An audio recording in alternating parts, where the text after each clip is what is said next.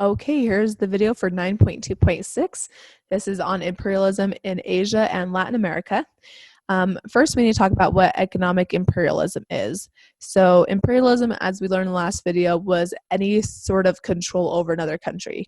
Now, economic imperialism is basically controlling the economy, so controlling what they're trading, what they're making in their country to ship out to other countries, maybe what their regulations are, how much of something they can actually make. So any sort of control on business and trading and the economy, that's economic imperialism, which is so much easier and less costly for a lot of the imperialist countries. Rather than going in and fully colonizing an area, they can just say, oh, well, you'll just ship all of this to us and you'll only trade this with us, and then yeah, we'll be good. That was what economic imperialism is.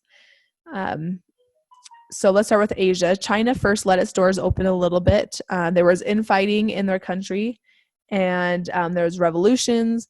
And once that started happening, China started turning to foreign powers to help control that situation. Japan helped, other countries helped. So my phone's going off. So Great Britain, France, Germany, they all had a sphere of influence, as we talked about in the last video, in China. So here's China right here. Here we got the Portuguese, big Portuguese, right? British. There's French down here. You just don't see it. Japanese, mostly Japanese was this area as well. Okay. Russian, of course, up here, Manchuria. German, the US was down here in the Philippines. I don't know what's going on. So basically, they were controlling trade in these sections that they kind of, were influencing. So that is economic imperialism, because the ports that come out of here to ship, they would say, like, only ship this to us, or things like that, like I mentioned earlier. The US saw this and they didn't really like this, and they're like, that's not fair. We want some of China's stuff too. So they started what's called an open door policy, which they kind of forced everybody to do, which basically eliminated these sections and said that they can trade with whoever they want. China previously was isolationist. They wanted no interference from any other country whatsoever. But after this, there was just no going back. So after we kind of demanded the open door policy, that's when they started trading with everybody. They did use not so great tactics, or we did use not so great tactics to get China and Japan, especially Japan, to kind of open their doors to trading with other countries. With China, we just kind of helped with resolving the infighting and revolutions that were going on in there. Japan, literally, we brought some warships over to their coast, freaked the heck out of them, and then we're like, hey, here's a letter from our president. We'd like to do trading with you, please. As there's like warships off the coast.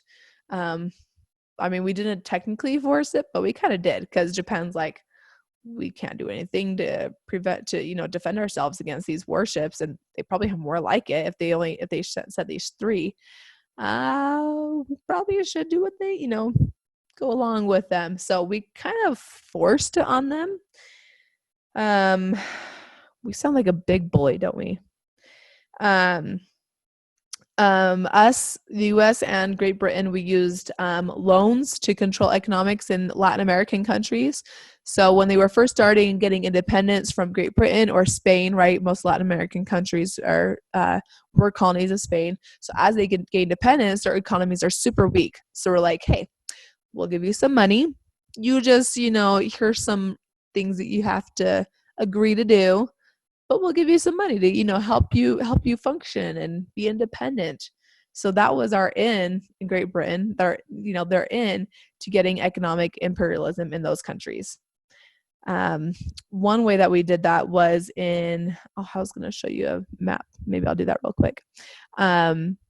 This was turned into a full-on war where we had, let's see, Spanish-American War.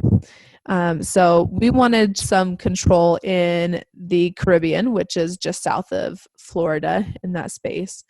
And Spain had just gotten out of Cuba, but they were still, pretty much controlling that area for the most part. Oh, I don't want pictures of, Teddy Roosevelt. He was high and mighty during that war. It was right before he became president. I want a map. I forgot to pull this up beforehand. Sorry, guys. Anyways, so we wanted some land. We wanted the Philippines, really, and that was over there by Japan. So we needed a way to get that. So basically, here's Cuba, right? So right here we have a ship right here that's called the Maine. Basically, it blew up, and we're like, it was a Spanish. I know it. We have no proof. We're like, it was a Spanish. So we use that to go to war. Horrible excuse to go to war. And then we win, and we get the Philippines. Again, small islands kind of over by south of Japan in the ocean there with all the, Oceania. That was what we did. Let's see. So I'm going to show you right here, Colombia. At the time, Colombia owned all this land all through here. Today, this part is known as Panama. Okay. So Colombia, they were independent. They did not, we wanted to build a canal. We thought that would be a good idea because shipping to get something from here to over here, you'd have to go all the way under South America and then back up. Time consuming, costly. It's horrible. So we're like, hey, let's just cut a little canal right through here.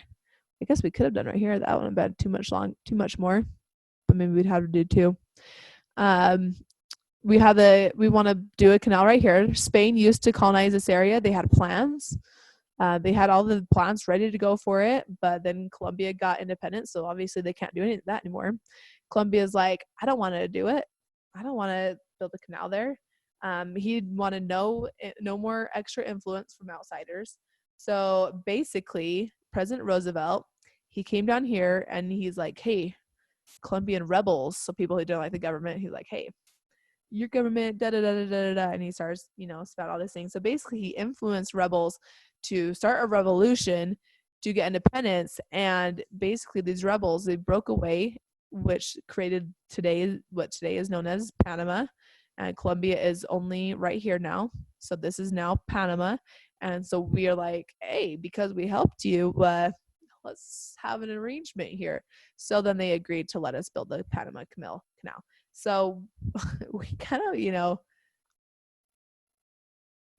just totally threw Colombia down under the bus and was like, well, if you're not going to do things we like, we'll do this. And so here is a political cartoon. Here's Teddy Roosevelt. So here's Colombia. And he's like, hey, we've got millions of dollars for a canal.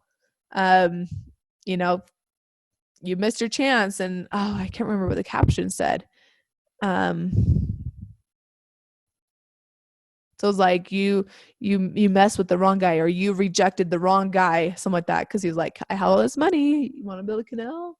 Come on, let us build it. And another fact, we've been talking about industrialization.